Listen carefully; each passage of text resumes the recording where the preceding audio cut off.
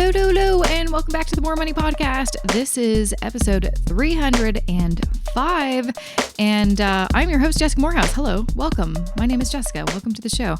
I'm so thrilled to share this episode for so many reasons. First off, this is like the first in-person interview I've done with a guest on my show for years and years and years. So it sounds beautiful because it's nice and crisp and clear, but also I feel like it does kind of, I don't know, just change the mood of the interview. Like we're just more comfortable. It feels like more like a sit down chat. I don't know. It's great. You're going to love it. But also like the reason I want to have my next guest, Ardelle Harrison, on the show is because she has a book and obviously a life experience to match about a topic that I get asked a lot. And sometimes I feel like I don't really have maybe all the answers. And I'm talking about single finances. How can you ensure that you manage your money appropriately, that you invest wisely, that you can become financially independent as a single person? But also, how can we, even if you're in a partnership, how can we maybe rethink some of the traditional ways of thinking of money managing? I think a lot of us, if we're a bit younger and a younger generation, like if you're in a Gen Z or Gen Y, like I am as a millennial, I think we have kind of developed new strategies, new ways of managing our money with our partner. Like for me, as I kind of mentioned in this episode, I for sure kind of think of our money as, well, we've always kind of managed our money separate and together. We've always maintained some form of financial independence, which I think is healthy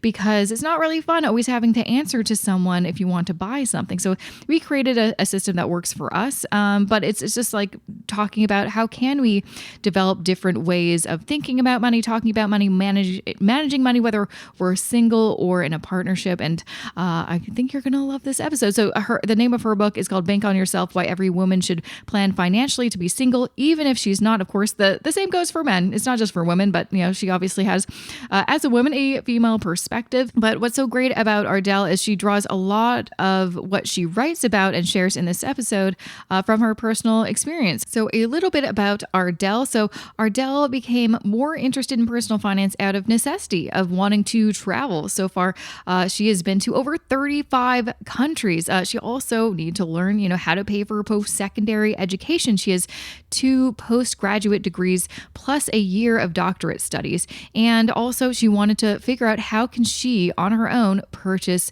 a property, both for herself, a principal property, but also for investment. So she also has some real estate properties that she rents out. Actually, we talked a lot about that before she left because I was curious about all of that. And it was interesting. Anyways, she wanted to figure out how can I do all this, not only as someone who is single, but also not having to give up all of the joys in life. Is there a way to balance these and still achieve these goals? And the answer, thank goodness, is yes. And so she is here on the show to talk about her financial journey and some great advice she has for other people who are, maybe in the same situation.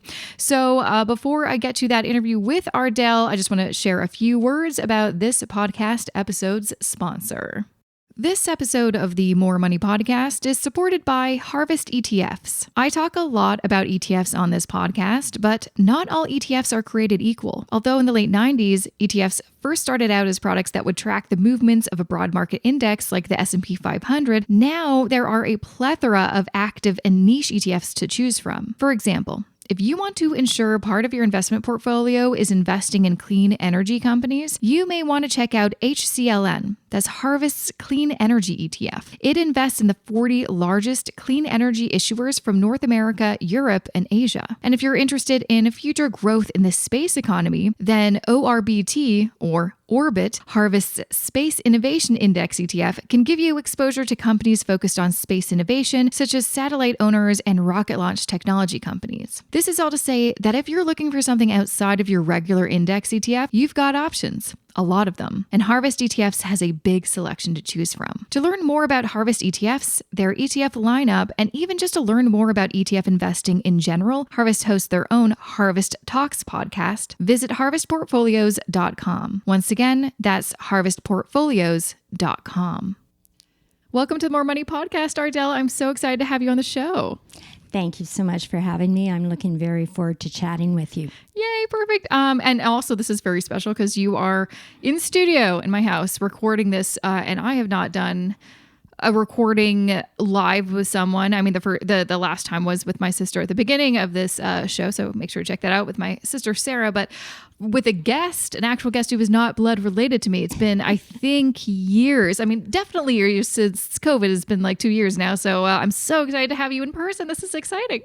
And I feel even more honored with what you just said in the introduction. So thank you very much for inviting me in your studio. You're so welcome. So, and also you're going to be one of the few people who've actually been in this house, and we're moving. So you're like the last person to see it before we get out of here. But I'm so excited to have you here. Because when I saw that you had this book called Bank on Yourself, Why Every Woman Should Plan Financially to Be Single, Even If She's Not, that really hit home for me, because that is kind of my mindset. I mean, obviously I'm married, I've got a partner, but I've always had this way of thinking about finances, like your title of the book describes. And maybe this is kind of a self-preservation or just a way to protect myself financially, but I always wanted to have a way that we manage our finances so we're both okay. I never felt super comfortable, and I don't know where this comes from. Like it's not like I have well, maybe there are some evidences in my family, extended family, maybe actually, going back. But I always wanted to make sure that, number one, money was never a source of contention or was never something that we would argue. And usually it's a power struggle. One person earns more, one person has the control. Yes. And my husband's always been very like, yeah, sure, let's do whatever you want to do. Like, I'm cool. He was always very respectful of kind of my feelings, because I think us women have a lot of a lot to lose. And I've just talked to so many women over those years, and I'm sure you have as well, about how it is different, just why women have to kind of think about their finances differently, and why they may need to have a different way of managing their finances, instead of maybe the old traditional, once you move in with someone or get married, you should just, commingle all of your finances. Maybe that doesn't make sense for everybody.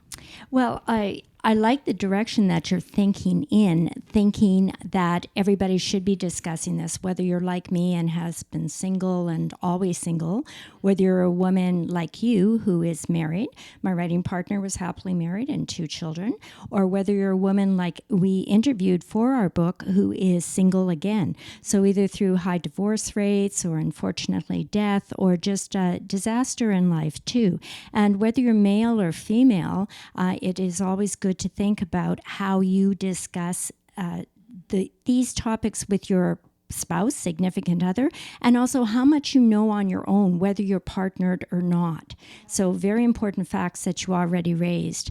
And from doing the book and just from finding out what people thought and where they're at, these are topics that are easily discussed or maybe even often discussed. And even single women didn't necessarily have everything as organized as they realized that they needed to have for their future. Mm-hmm. Why do you think that is? Before we hit the record button, we were kind of chatting about certain scenarios about that. And I think one, and this is kind of classic, I've talked to a lot of women who have done this.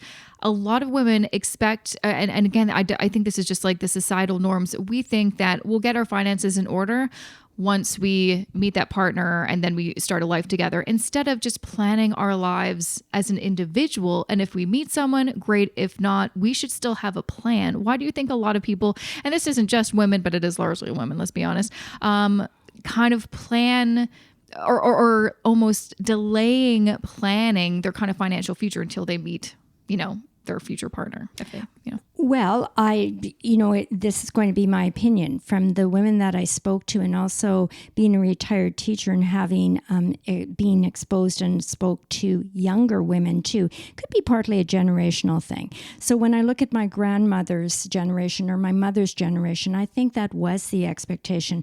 Though my grandmother, I think, was just an excellent role model for being a resourceful person. I mean, 8 boys on a farm. Wouldn't you have to be resourceful with everything?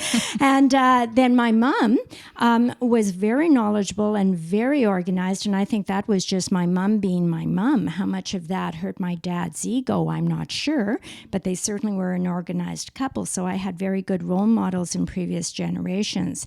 Looking at my generation, and I'm in my 60s, so when I had some of my friends in focus groups who are around my age, some of them even openly admitted that when they were younger, they probably assumed or thought or hoped that they were going to get married, and maybe they will in the future too. But because of that, they held off on doing some things financially. So instead of creating your own happy ending, that also included not creating your own happy financial ending. And so then as time went on, some of them delayed and waited until maybe they were older than they thought they would be when they first started to get their finances in order and also organized. When I look at younger women, and it was looking at my students who are younger and wondering, male or female, because it didn't matter, how many more of them would remain single or be single again? Like, statistics are just showing us different historical demographics now. So I think it's a good idea, regardless of whatever your situation is, whatever new relationship you may be in, whether you're male or female, to also have those thought processes in order. Now, I'm going to turn the tables too in doing this and in talking to men, but I didn't interview men exclusively amongst men about when they get together, what do they talk about when it comes to finances. But one man said, well, why do I need to be involved in the finances? My wife is a retired banker. Right. Yeah. There's still value in him knowing what's going on, and she wanted him to know what's going on too, because that's part of the conversation. You know, if you ever end up as an executor for somebody, you need to know all of the details that they don't need to share with others necessarily. But in talking to women, and we all have our girlfriends. And we all have our fun girlfriends and our chats with girlfriends and that. And we talk about quite intimate things. But we'll keep those a secret. But we don't talk about finance. Yeah. And what happened is, if women were talking to other women about finance, it was more about what they got on sale, what they're wearing. I love those conversations. And also, what do you talk about? Like, it's been a taboo subject. It's a private subject. I agree with that too. Well, when I think of 2 people I've talked to over the years about finance and investing and just fun talk about money and that, one is a male and one is a female. And we go way back to our undergraduate. They're both happily married with children. They're probably, I don't know their portfolios. They don't know mine. They don't need to. Those are the type of conversations and details that my banker, my financial planner, my support team would need to know. But that's nothing that I need to know when I'm talking to someone about money. Right. So it's one of the chapters in the book that we addressed was, how do you start the conversation? Right. What and I guess what comfortable? Also, if you're, you bring up a good point. It's like, I think a lot of people are afraid of maybe starting a conversation about money with their, close friends or even family, because they think that means that they do have to reveal all your numbers. Not necessarily. You don't have to. No one is asking you your net worth. And if you're not comfortable sharing that, you don't have to. I mean, I don't think I've ever shared my net worth with anyone besides my husband and maybe my close family members, just because, I'm in this business, so I like to talk about money. But I think that's a big concern for people. It's like, but what do I talk about because I maybe don't want to share every little detail because it's personal. Right. And I would be uncomfortable if someone asked me. Yeah. Because I do, like I said, outside of your financial planner, etc., the type of conversations is just basically more about the planning, more about the support, more about the resources. I've just learned so much about resources just from doing research myself, from reading books, from having conversations. For example, the one friend I'm referring to, his then girlfriend, now wife, said over the years she has learned so much from us, just the two of us having interest in finance books and sharing that type of information too, and where to go for some resources and maybe who I have found helpful. I've certainly put word out about your podcast. Oh, thanks. I've been very interested in them, and I was very impressed with them, and who knows who else that's going to help along the way too. So it's just finding out this information, as well as we may know some resources where some people need some support. This has been very challenging years for some people the last couple of years, and I think that there has been maybe a little more open conversations too. Mm-hmm. Yeah. And thank goodness for that, because I've been doing this show for a while, and the message that I get from pretty much every, expert that's been on the show is communication is so important. I think, like I kind of touched on, some people may not know how to start that conversation or what does communication mean. But I think, like you said, well, if you need a starting point or you need some ideas, it could be asking, well, what do you do to maybe better manage the stress of, financial planning? Or do you have any recommendations for a financial planner, or what do you do in terms of investing, or where do you bank? And just asking them their opinion, their experience, because I feel like once you kind of open that up, that is how you can kind of then take, the information that you need, and then you can kind of apply it to your life. And then, that might also inspire you to then do your own research to see, okay, what do I actually want to do? I've got a bunch of people have opinions all day long. And that's the other kind of difficult thing to sift, is what's fact, what's knowledge, and what is opinion, because not necessarily everything is something that you should take into if someone's doing, for example, especially I see this with investing. If someone is investing in, stocks, you're like, oh, should I invest in what they're investing? Not necessarily. Right. That might just be opinion. Take that information and then, continue to do your research. Well, I think this last little while I'm going to laugh at myself. I said I'm a good example of why I should not be doing my own investing, because I think I would have just panicked and sold everything and bought oil. Right. Because wasn't that what I was hearing on the business reports and that? But then in asking my financial planner about that, well, there was a lot more behind that and what I'm invested in. Plus, the age and stage I'm at now is different than the age and stage I was at when I first started investing. But it was taking those first steps too. And it's, going back to the point about we would not have the conversation and start the conversation, well, how much do you make? Because that would be inappropriate or rude. And also, but it's not what you make. Like there's people who make incredible amounts of money that probably would make me salivate. Right. But how much do they save? Yeah. Right. And how are you able to save so much? What are they spending it on? Because again, just because somebody makes money doesn't mean, well, they should be spending it. They not everyone who makes a lot of money means that they're good at managing that money. No, and, it's having those conversations. I want to bring up the point, it's uncomfortable for me. I've never known how to word it, but I've learned to put it in the conversation when I'm interviewing financial planners too, to get a feel how they manage their own money. Right. Yeah. And, just like my undergraduate being nutrition, well, not every dietitian or nutritionist eats well. You want to walk the talk, and we all have, different challenges at different times. And when I was running, I was trying to keep up just with the amount of calories I was burning and that too.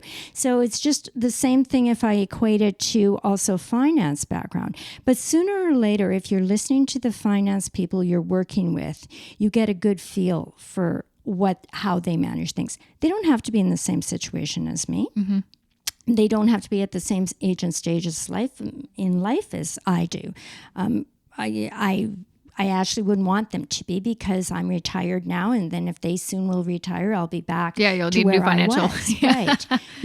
And certainly, there's the options. There's so many options now. With doing your own investments, and I've looked into that, and that suits some people and doesn't suit others, and so it's finding out the right information. But kind of going back to the start of our conversation, when we think generational, well, my parents, my grandparents, they would not have had all of the opportunities for lending money that we have. So when we look at the low interest rates now, I mean, some of the same messages that I'm scared may be out there for young couples or or especially single people, and that same message I heard over 30 years ago, you won't be able to do it. Like you can't afford it, or? Oh, yeah. People, I talk about this in the book, like people coming out and just saying it to me, well, you won't be able to afford to buy property in Toronto. So, at that point, when I think of my first mortgage, and I was thinking this, I went through a mortgage broker and I was able to secure 8.25%. That was amazing back at the then. time. Yeah. A few years before that, it was double digits. So I think each generation has its own challenges. Yes. Like the younger generations, well, you're much more entrepreneurial. When I started doing my own, what I call side gig, it was long before side gigs were kind of the norm. And I was thinking out of the box, and I was in a profession I really liked. And so I just started to do more work to save more money for staying in Toronto to buy a condominium. Absolutely. Yeah, no, I that's nice to hear, because I feel like, especially us millennials, we just feel like we've been through it all, and it's exhausting, because it does feel like we've just been told, no, you'll never achieve this. You'll never, because we've, experienced the Great Recession and now this pandemic. And, there's been, years where I know so many people now in their 30s are like, I finally just got my first like real stable full-time job, because I've been working contracts all these years. So there's a lot of things that we have dealt with, but on the upside, there also is a lot of positives that I've been seeing. Like number one, more information. It's never been easier to learn this. So there is more access, thank goodness, especially just compared to, 10 years ago. And also not just information in terms of access, but just like how to get, banking. You can do it online now. You can do investing independently on your own online now. And these are huge opportunities, because before there were so many barriers. And also, especially when it came to being a woman who wanted to, improve their finances, there were so many barriers. And now you can kind of bypass a lot of those, because now you don't have to deal with someone in an office in a suit that may, demean you and just talk down to you or ignore you. Now you can maybe bypass them and just open your own bank account and invest your own money however the heck you want, which is, I think, a really good thing. I want to kind of get back to when we're talking about the idea of, like, banking on yourself, really planning for your finances, whether you're single or just, as if you, in your mind, just kind of thinking more independently. I have talked to so many women over the years who are honestly worried about their financial future, because they're like, I might be single forever. And they're fine with that personally, but financially they're kind of worried about that, because a lot of the information out there is like, oh yeah, well, if you split your rent with your partner, or if you, split your down payment or your mortgage, all the things, a lot of the information you find out there assumes that you have a partner. So it just seems, so does that mean that I cannot achieve this? I can't retire early. I can't own a home if I'm single. I did both. And I guess too that yes, I don't know this as well as a finance person would know this, but of course, what gets me is, of course, you hear about spousal RSPs, and I would like to hear and vote for a politician that is going to start to support some of the benefits that single people could have too. And when I was looking, and at that point, I had lived in several places with several different roommates, but now I was going to be on my own. And my realtor had put out to me, well, maybe I could get a second bedroom and I could rent it out. And I said I would probably get an overnight job at a coffee shop before I would do that again. You're like, I've done the roommate thing. I think I had a total of 22 moves before I bought my place. Wow. Only my mom kept track of it. Oh my 20 gosh. of those were with roommates. 19 of them were excellent situations. I think I'll quit while I'm ahead. That's a pretty here. good average. But now I joke, well, if I ever got married, I'd have to buy a duplex, and I'd have to get his own. But it's not like a couple. It's not like they were looking at a place that's double the price of what I was looking at. And there is also just ways of doing this and sitting down with the right people. I think when I was interviewing people and I started to meet with them too, it was the third realtor that I met with, that I actually started working with and stayed with for over 20 years. So it started off, he was buying me my very first place, and it was a small condo, and I still call it my first love, and then things changed in the markets, then things changed in my career. And, then I made all different changes, and then I bought investment properties and that. I wouldn't have ever thought I would have done that. I didn't think I could stomach it, but going through real estate just recently, I realized that's just some of the excitement of real estate. It doesn't matter if you're a couple or if you're alone. Yeah. But the message was clear to me, but doing the numbers and meeting with the right people who did believe in you, because some realtors didn't think I could do it either. Yeah, I think that is such an important message, is when you are looking to hire someone, whether that's like an accountant or financial planner or realtor or anybody, you need to make sure that they are on your side. And it's funny, I just posted something on Instagram about how I've had some bad experiences in the past with financial advisors that were, clearly were not. They were not on the same page. They were coming from a very different perspective. And I think you need someone who's going to champion you, but also listen. I think especially as women, that is all we crave. It's like, can someone listen to actually what I am saying? Because then you can understand what I'm looking for. And yeah, we need to kind of do our due diligence and find the right people for us that have the same values, I think is really important. And will, I think give us a different answer than the lazy answer, in my opinion, which is no, sorry, you can't do it. Yeah, you can. You can do whatever you want. Yeah. And I like that whole team approach, especially when you're on your own. I find that it's good to have a team to talk to, but that can be a personal cheerleading team. And that also can be a professional cheerleading team too. And I've changed professionals over the years, just as I changed, just as they changed, just thinking, well, we're not working as well together as I had hoped or I had thought that we were going to work. So you've got that right. I also have talked to some people who they've worked with the same people for years and years and years, and it has worked too. So it's finding out that person that's going to help you the most, and be that whatever route that you go, but that was very important.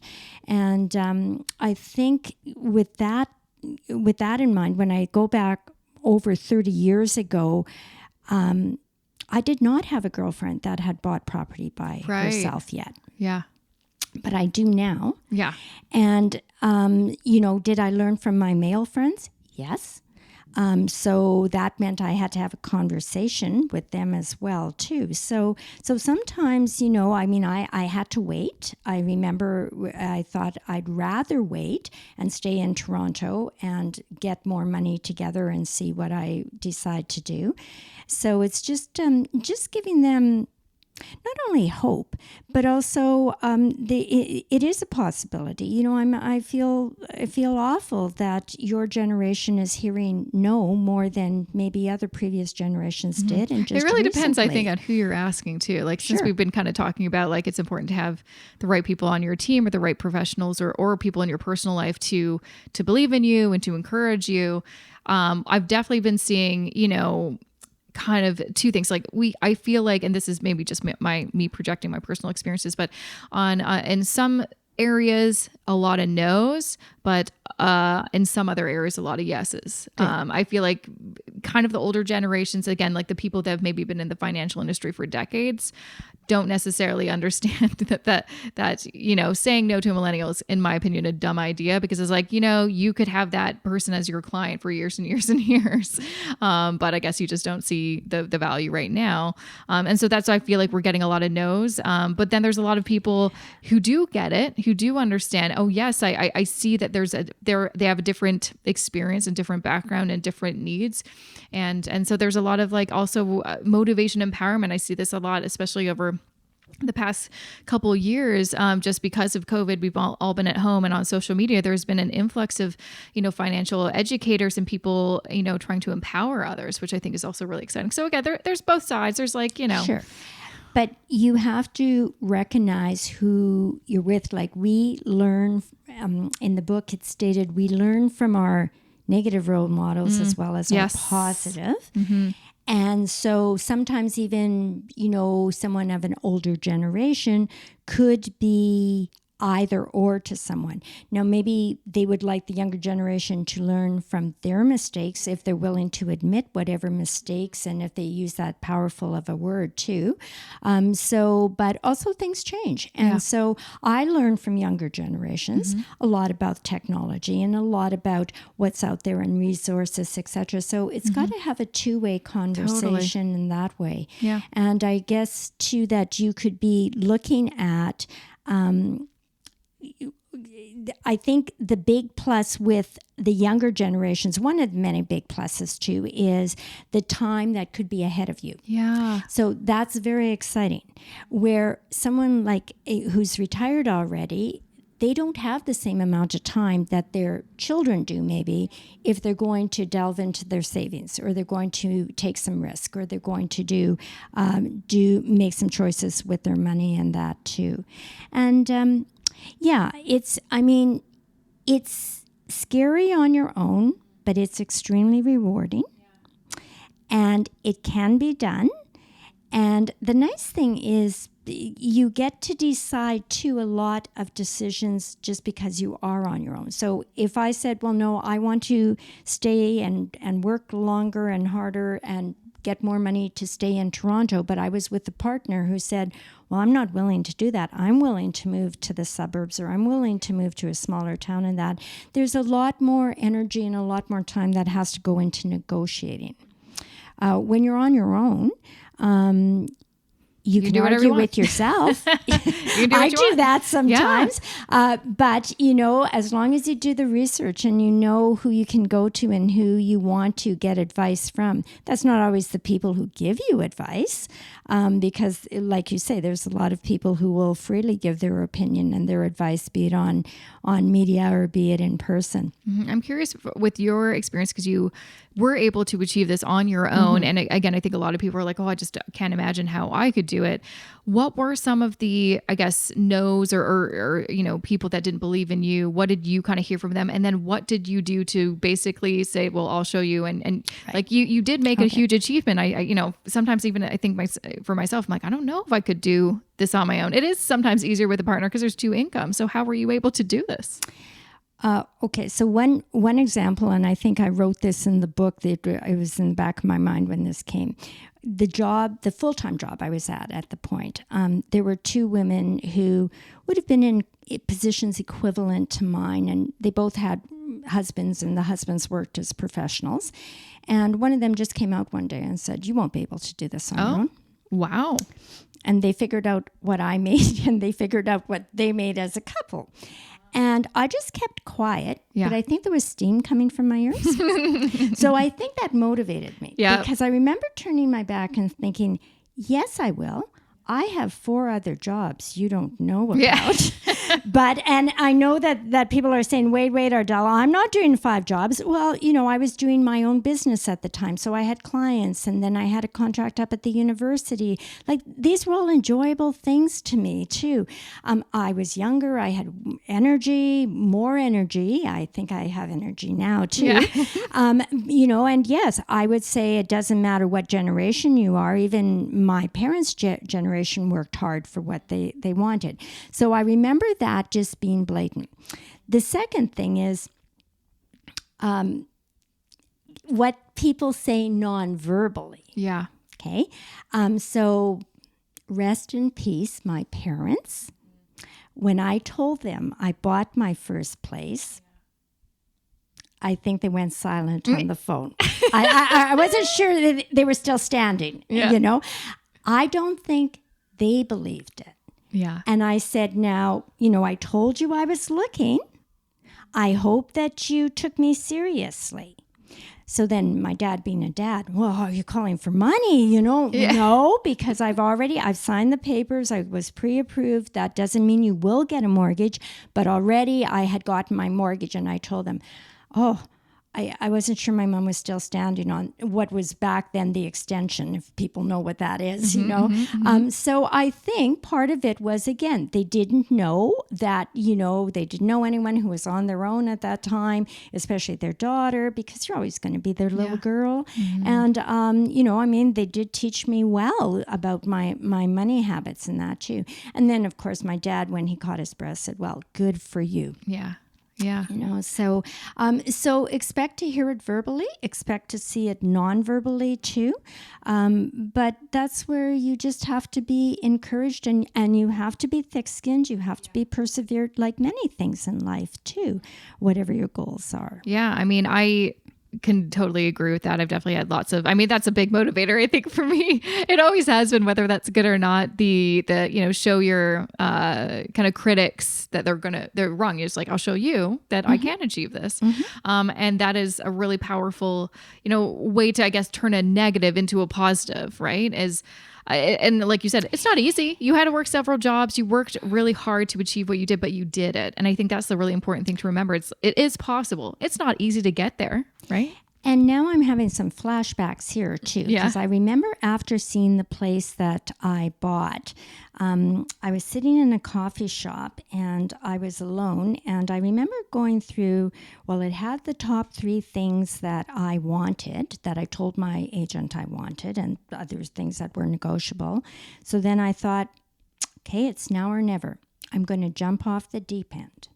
Now, if I don't like it and I'm starting to sink, I'm going to sell. But if I don't do it now, I'm making excuses for myself. Right. Why wouldn't I do it? Yeah. It's scary. I mean, it still feels like, would you agree with me? Every time you go and do anything in real estate, it feels like I'm jumping off the deep end. You're always afraid you're doing it at the wrong time. Right. And it's like, and what I tell people, it's like, it's not about market timing, because no one knows. No. It's only in retrospect that you could be like, oh, that was the best time. Right? Or I remember that people were saying, oh, yeah, it's a really good time to buy in Toronto. There was a time before I bought. And I thought, but it's not really a good time in my life yet. Right. And so I just wasn't quite ready, and guess what? Then the market even got better, and it doesn't matter when you're in the market.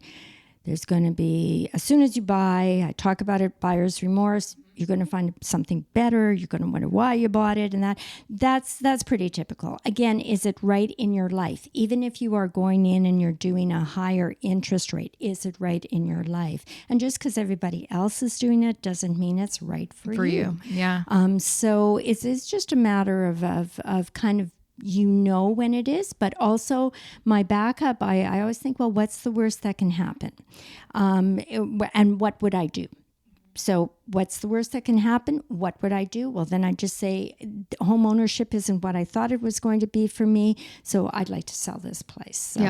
So kind of with that. Always good to have a plan B or C. And I think, especially when you're doing a big financial decision like that, it's good to play out those worst case scenarios and actually plan out, okay, if it is the worst case scenario, which is it's unlikely, but it could happen, what would you do? And it's good to have that plan. So it sounds, as we're talking, it sounds like real estate was a big proponent to your financial success. Was there anything else that you're really glad? It sounds like, from what I'm hearing, getting into real estate, even when people are like, oh, you can't afford it, this isn't a good time for you, you made the decision for yourself, and overall, long term, it paid off. And another thing was also trying to figure out, how can I achieve some of these things like real estate when I'm, on a certain salary. Well, you got to earn more money. The only way to do that is to have side hustles before they were even called side hustles. And so you earned more money. Was there anything else that you would kind of attribute some of your, to you achieving your own financial independence? A lot of planning. I love to plan, and I overplan. That's good. And I love crunching numbers. So you have to look at the numbers. So I don't care what people call it, budget planning, goal reaching, etc. And that it's more the planning than taking the numbers to somebody who can budget and maybe who can tell me. Again, one of the dedications in my part of the dedication to the book is to my parents. I think my writing partner also feels very strongly from her background and her family too, having some good role models and having that idea there. Having to wait, never spend more than you make. I remember my parents always saying that was an important lesson to me as well. But also knowing that, I spend a lot of time probably reviewing my personal banking, and because I have tenants and that too. So I remember in one presentation saying that I have a calendar that's just finance, and people were laughing. Like, I know I sound geeky. I am geeky, but I do. And, just to make sure all the bills are paid and things like that, I like planning. Yeah. And I like planning holidays. Oh, yes. Yeah. And stuff like that. So it does pay to plan. I do think it does.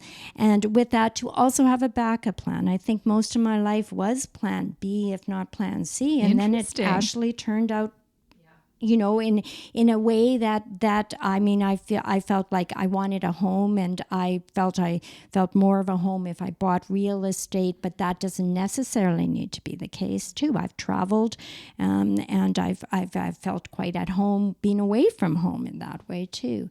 So that was part of it. I think too, trying to find some good role models that you can surround yourself with. So I started networking and some professional networking. And even, just being amongst other females in particular who were goal-oriented, and that rubs off too.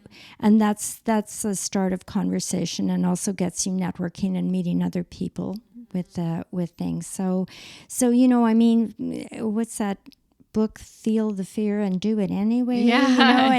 And that's part of it, but also having the supports in place, and that was just part of it. I think just some good budgeting. I'm not scared to use the word budgeting. Yeah, me neither. I don't care. And and just planning and just realizing, well, okay, how much money do I need? Yeah. Just like when I'm going away, how much money do I need? How am I going to raise that money or get that money, or where would I get that money from?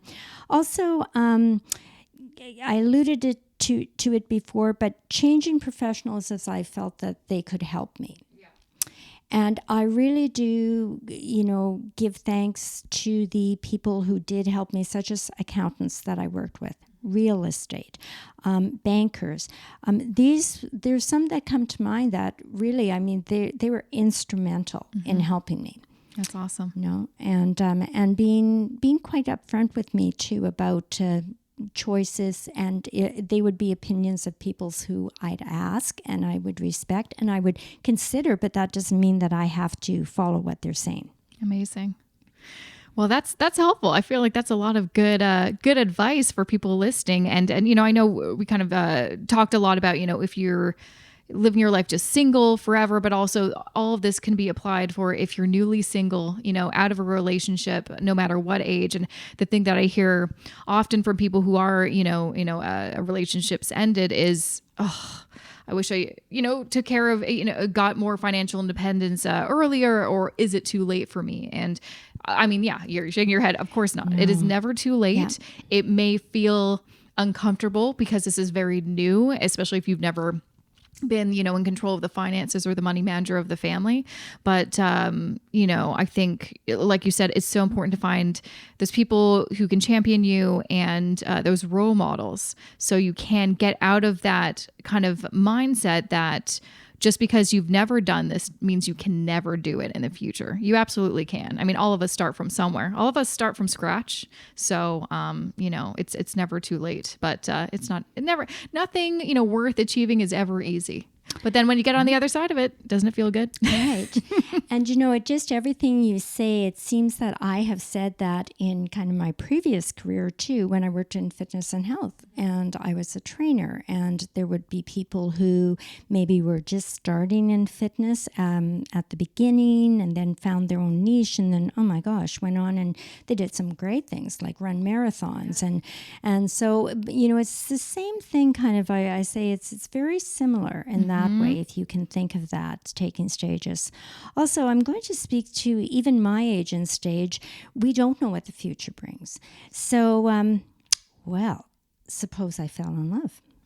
True. And suppose, that's a conversation that needs to be had too, because when you fall in love and you're maybe in your 20s, and at that age and stage, you come to the table maybe both with kind of equivalent packages. Yeah. Nothing. Yeah, we have no money. Yeah, that's typical when you're in your 20s. If there's a kitchen table even. I remember, in my younger years and all those moves that I was making and that. But now, at this age and stage, that also is advice to get and conversations to have, and looking forward to taking care of myself if my health was to change and things like that. These are all things more likely someone my age may have the conversation, but somebody at any age and stage, and especially when you have family finances included, and if you have children and that you want to have. Well, that actually is a good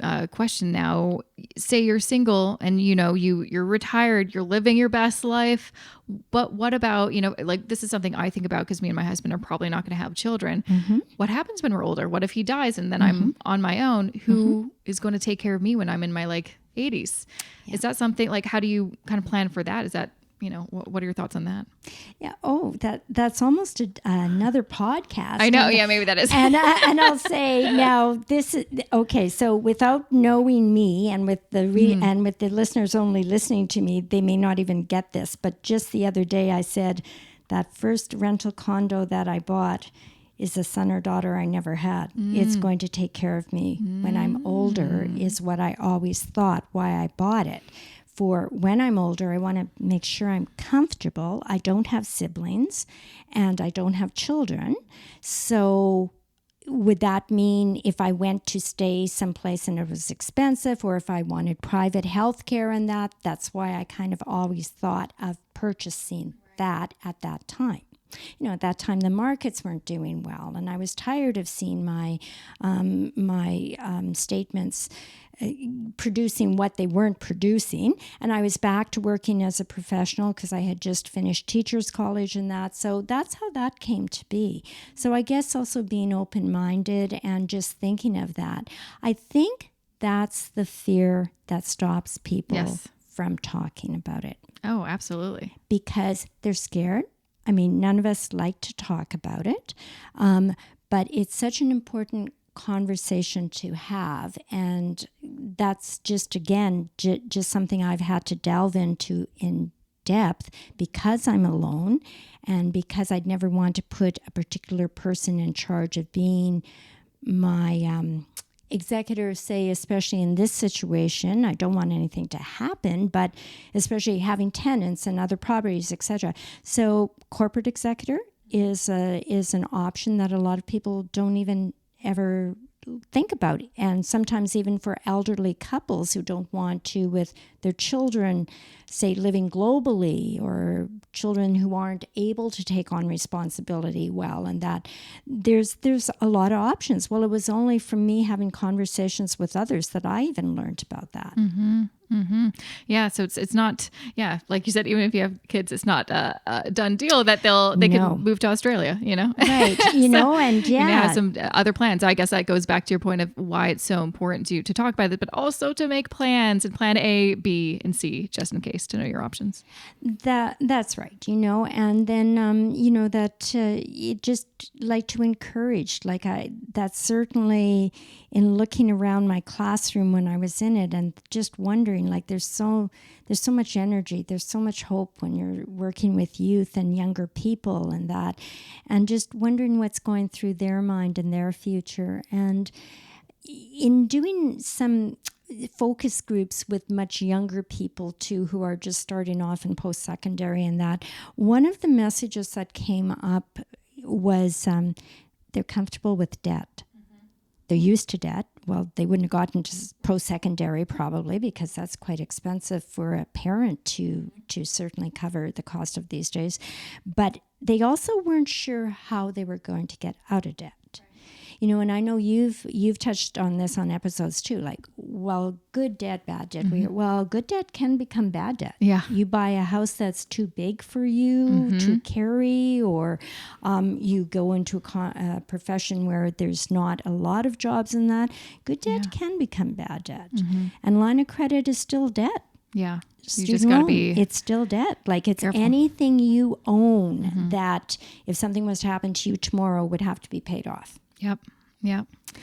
And so there is, like, we don't want to be scared of debt, because we all have to take on some type of... Yeah, it can be a useful tool for sure. Oh, sure.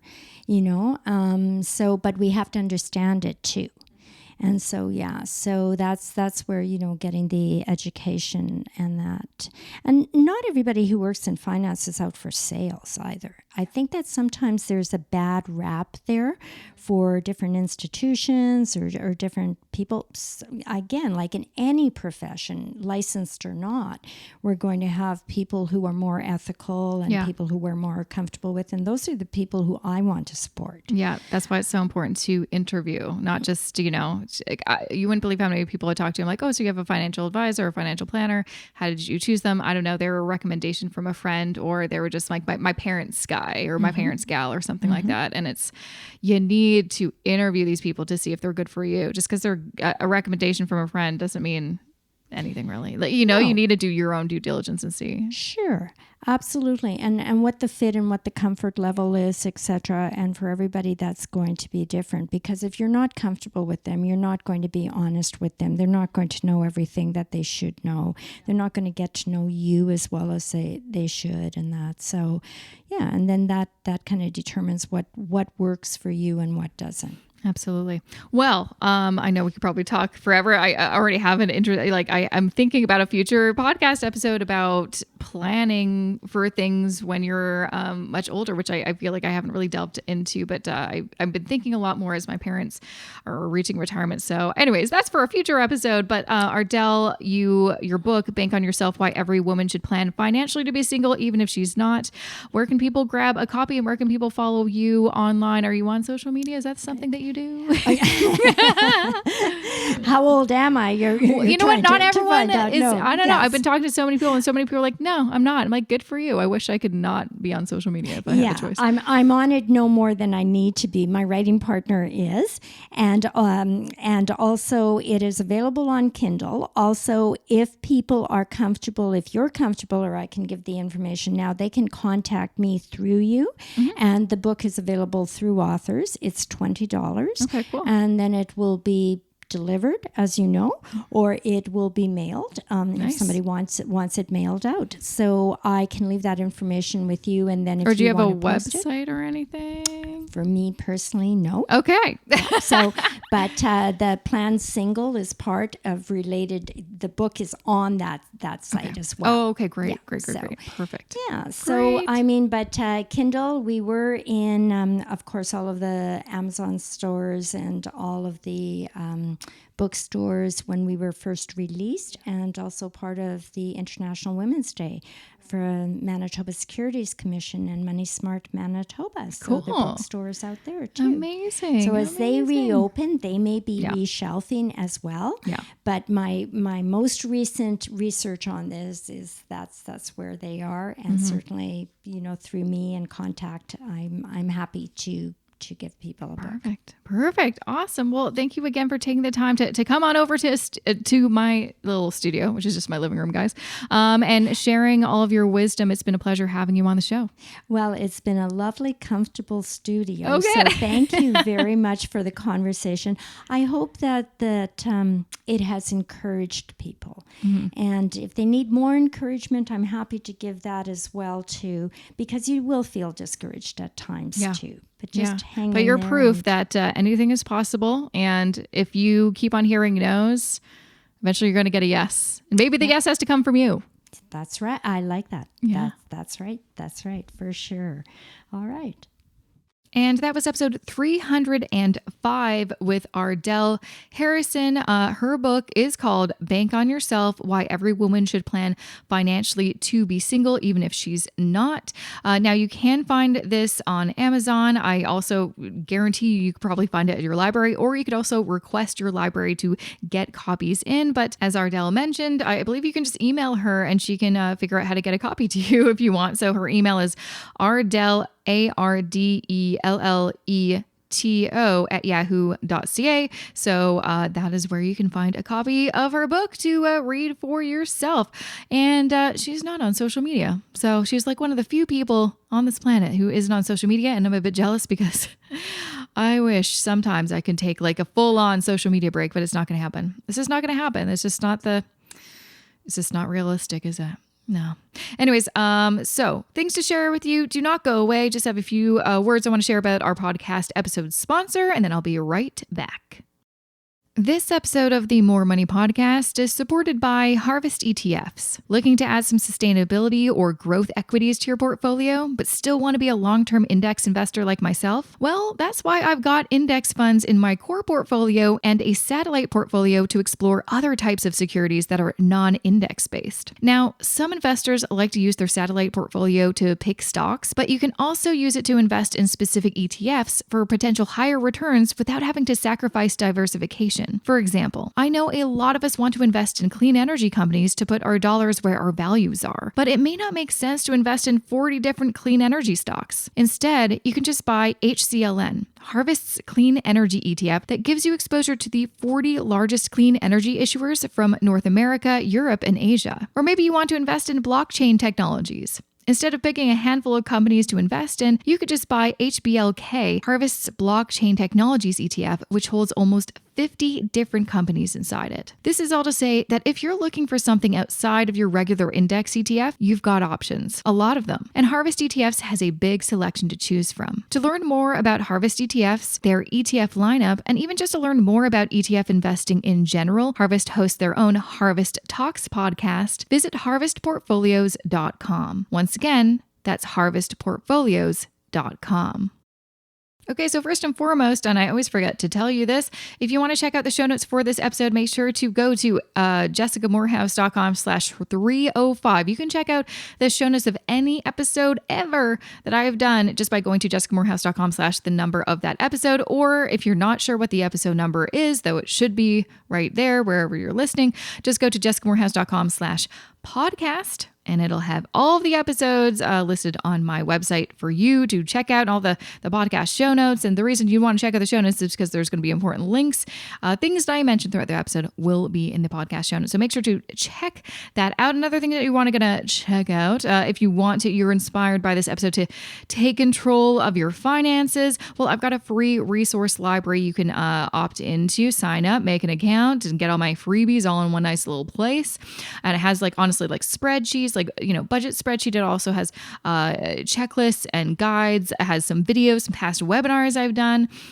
It has a bunch of stuff and it's all there for free. So if you just go to jessicamorehouse.com/resources, you can check that out. Another thing that you may not be aware of is I do have a shop page. So although I have a few budget spreadsheets that are part of that resource library, not all of them. So if you have a specific, situation, like you're self-employed, but your partner is an employee and you want a budget spreadsheet for something like that, or if you are an employee and you also have a side hustle and you want to organize that all in one spreadsheet, I've got that. If you go to jessicamorehouse.com/shop, that is where you can find all of my different budget spreadsheets, including some of the free ones. I also have some merch in case you're wondering. Actually, I should probably add some new pieces because we're entering wintertime and I feel like who doesn't want a fun little hoodie or something like that. So I'm going to talk to my sister about that, actually. I think that's our next little project. So if you, again, go to jessicamorehouse.com/shop, I've got some hats, I've got a mug, I've got some t-shirts. You're going to want to check those out. And of course, I've got my own investing course called Wealth Building Blueprint for Canadians. So again, if you were inspired by Ardelle and want to start building your wealth for long-term, financial stability and success and financial independence, I've got a course for you. It's called Wealth Building Blueprint for Canadians. Obviously, it is, as the title may suggest, specifically for Canadians. It really dives into the specifics that we Canadians need to know, because guess what? Finance in America and Canada, they're different. They really are. So we've got different, taxation rules. We have different registered accounts. We have different platforms, different products. I mean, everything's a bit different. Okay. So if you want to learn more about that, again, you can check the show notes. There's a link in there, or you can just go to jessicamorehouse.com/WBB. That's jessicamorehouse.com/WBB. You can find more information about the course, and then you can apply. And if you're a good fit, you'll have a little call with me. And who doesn't want to have a call with me? Yeah, right? Call with me specifically. Why not? And then we'll have a little chat, see if it's right for you. And then you can enroll if that's something you want to do. Highly recommend to do that now that we're at the end of 2021, because I will be raising the price in the new year, because I am 100% undercharging for this course. And the main reason is I just want to get as many students in the door as possible, get them applying everything that they're learning so they can start building their wealth and have those, success stories that we can all share with each other. So if you are interested and want to get it for the lowest price, it will be, then you're going to have to go to jessicamorehouse.com/WBB and apply now. Okay, that is it for me. Thank you so much for listening. A big shout out to my podcast editor, Matt Rideout. I will be back here next week with another episode. Ooh, you're going to like this one, guys. You're going to like this one. Next week, I have an episode all about real estate, which again is a friend of mine. I mean, gosh, I feel like I have been thinking about real estate and home ownership and all that kind of stuff for a long time. And I have a guest who's been in the industry for a very long time. We talk about, market trends and how to avoid mistakes and anything that you can think about when it comes to real estate, and especially like what's going on with this crazy hot market. Is it going to cool down? Is this a good time to buy? Is this not a good time to buy? All that kind of stuff we're going to talk about in that episode. So make sure to subscribe wherever you're listening to the podcast. But otherwise, I will see you back here next Wednesday for that episode. Have a good rest of your week. Have a good weekend. See you soon.